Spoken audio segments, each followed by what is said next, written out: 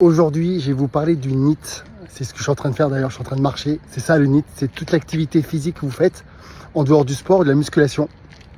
Alors, c'est assez important parce que tout ce qu'on va faire dans la journée, bouger, jardiner, faire le ménage, la vaisselle, faire ses courses et tout, on bouge et notre corps est en mouvement. Et en fait, ça permet d'augmenter en fait notre dépense calorique.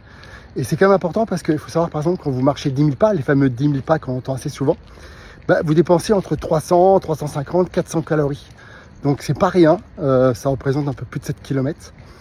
C'est plutôt pas mal. D'ailleurs, Dompierre, il est très bon pour ça, je l'appelle Forrest Gump, parce qu'il marche 2 à 3 fois plus que moi. Lui, il fait souvent des 20 000 pas, 25 000 pas.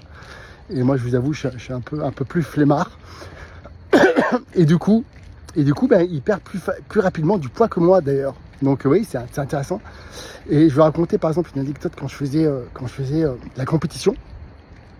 J'avais des régimes hypocaloriques, hypoglucidiques, chose que j'ai conseillé aujourd'hui. Évitez de descendre trop bas les glucides parce qu'après vous êtes complètement HS.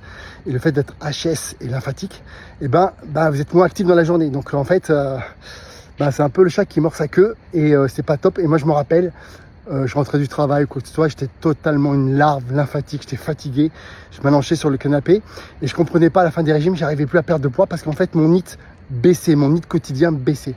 Donc vous voyez, ça peut être hyper intéressant.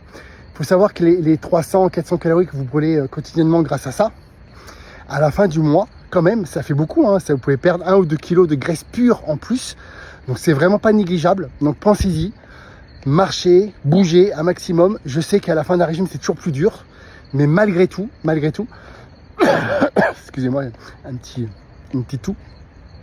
Malgré tout, ça sera utile à la fin du régime. Imaginez sur 1 mois, 2 mois, 3 mois, 6 mois, tous ces kilos, c'est en plus, évidemment, la priorité de tout, c'est une diète hypocalorique. Vous êtes obligé de manger moins que vous dépensez.